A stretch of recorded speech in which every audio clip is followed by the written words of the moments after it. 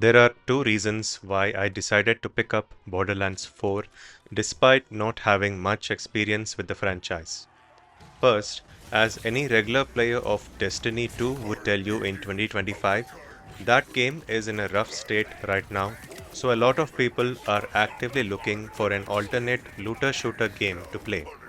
Second, a few months ago, Xbox Game Pass added Borderlands 3's Ultimate Edition into the catalog, and I played it pretty casually, and to my surprise, found it quite interesting overall.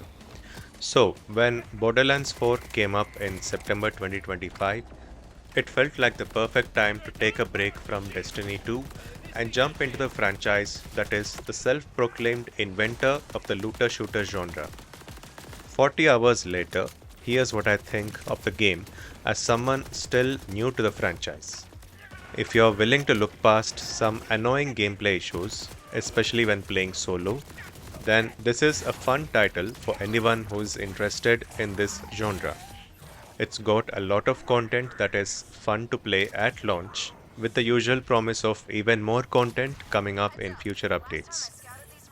The story may be a bit predictable, but this is one of those games where the gameplay loop is the main focus, and you are even given an option to skip the campaign entirely when creating alternate characters after you beat the campaign for the first time. In terms of performance, PC players seem to be having a rough time, so it may be better to wait until things improve a bit. But on console, I only ever faced one hard crash, and performance in general was quite smooth. This game is absolutely beautiful to look at, and put that together with an addictive looter shooter gameplay loop, and this is a great title to play in short bursts. That was the summary. Now let us dive into the full review. There will be spoilers ahead.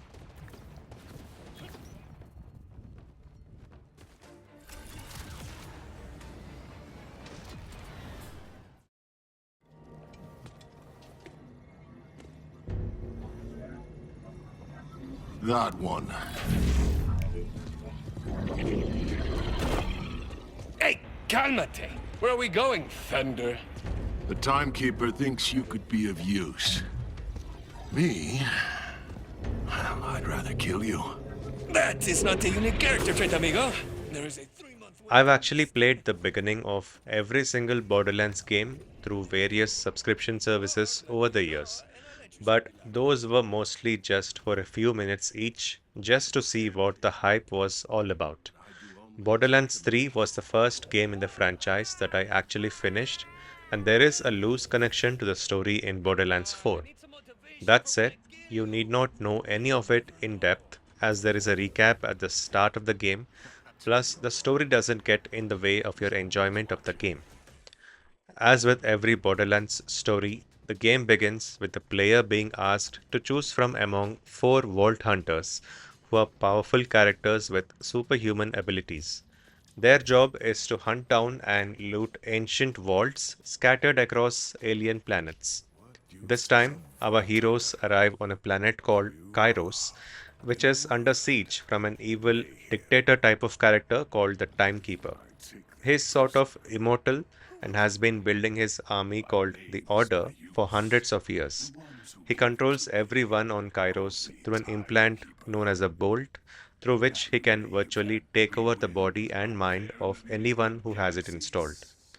The game starts with your character being implanted with the bolt, but before anything else happens, you are rescued by a rebel from a group known as the Crimson Resistance, who gives you the tech that will block the Timekeeper from controlling you through the bolt. Then you are pretty much set loose on the planet of Kairos and go from one region to another, trying to find a way to defeat the Timekeeper and set yourself, as well as everyone else, free.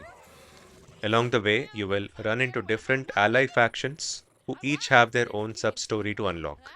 One of these ties directly to the story of Borderlands 3 and is the only part of the game where having played the previous game helps you understand the story a little better. Overall, the story is just serviceable and doesn't feature many surprises. There are a few cool missions towards the end, which I won't spoil here, but otherwise, the story mainly just steps back and lets you enjoy the gameplay.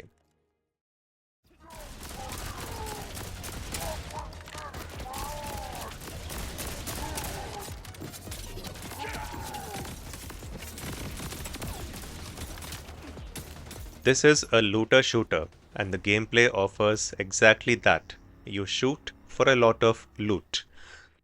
The Gearbox marketing team likes to throw around the phrase billions of guns, and while it is technically true, there are obvious limitations to it, and most guns are just tiny variations of other guns. However, that's the minigame you have to constantly play.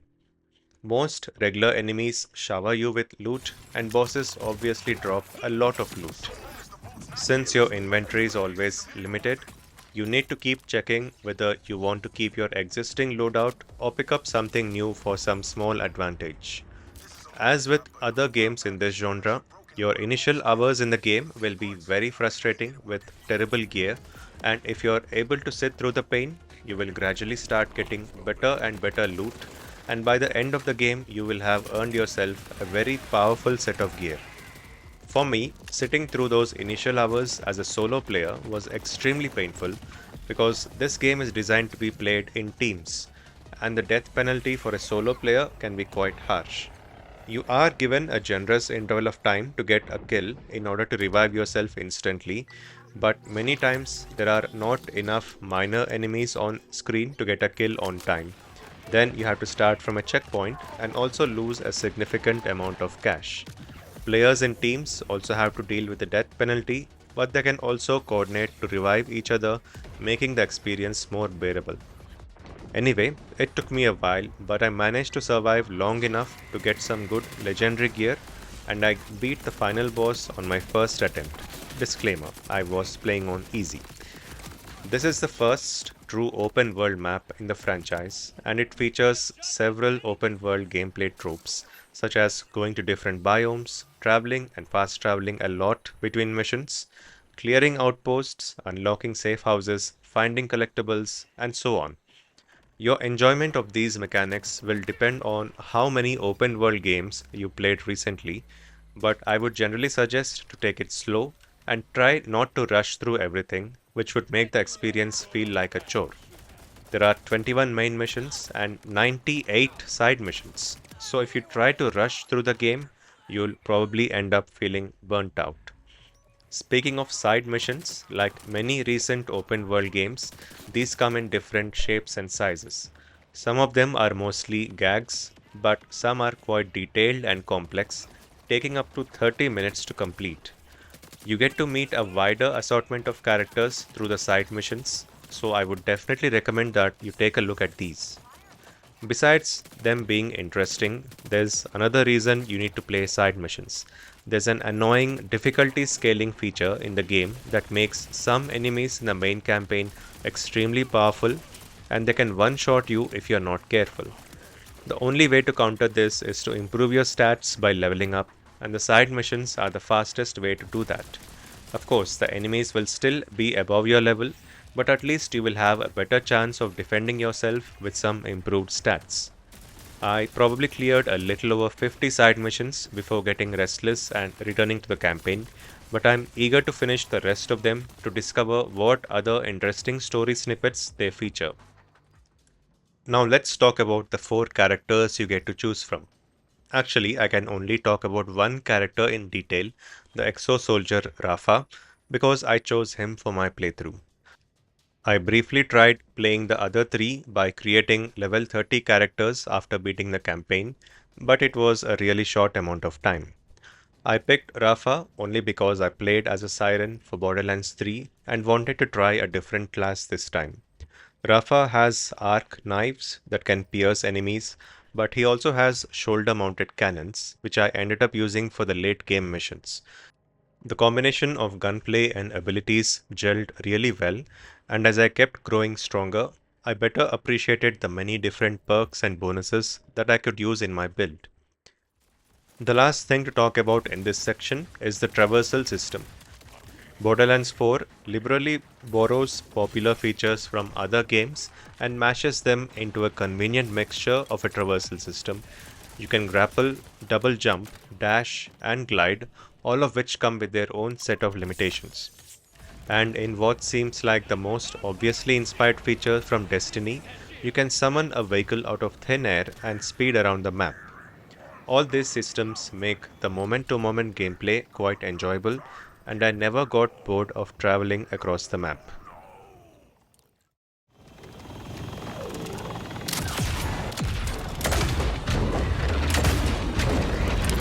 Continuing the trend of AAA games developed using Unreal Engine 5 having performance issues, Borderlands 4 got off to a rough start on PC, with many users complaining of poor performance even on high end rigs.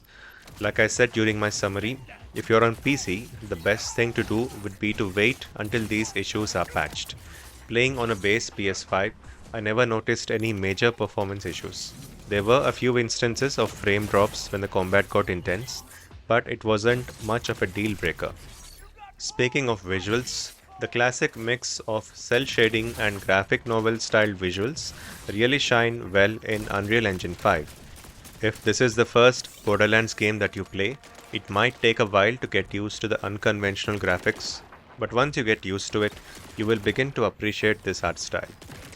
The four major biomes each have their own visual landmarks and feature points of interest where you can take in many environmental details.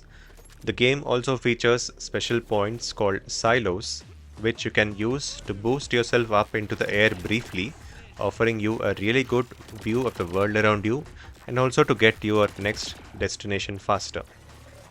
I won't call it the best looking game of the year or anything, but this is definitely one of the better looking AAA games of the year.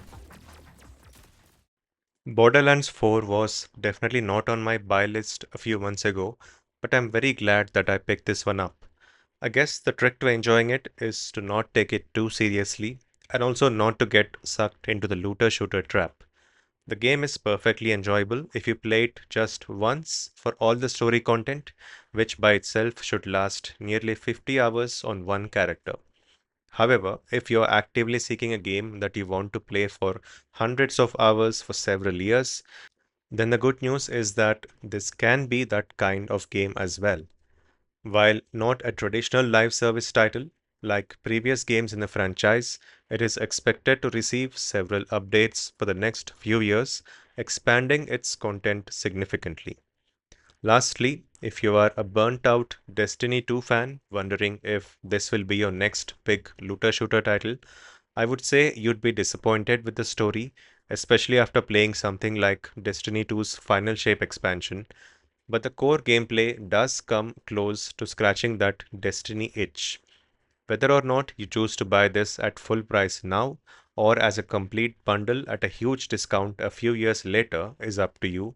But as it stands right now, this is a pretty solid game that will entertain looter shooter fans for dozens of hours, if not more.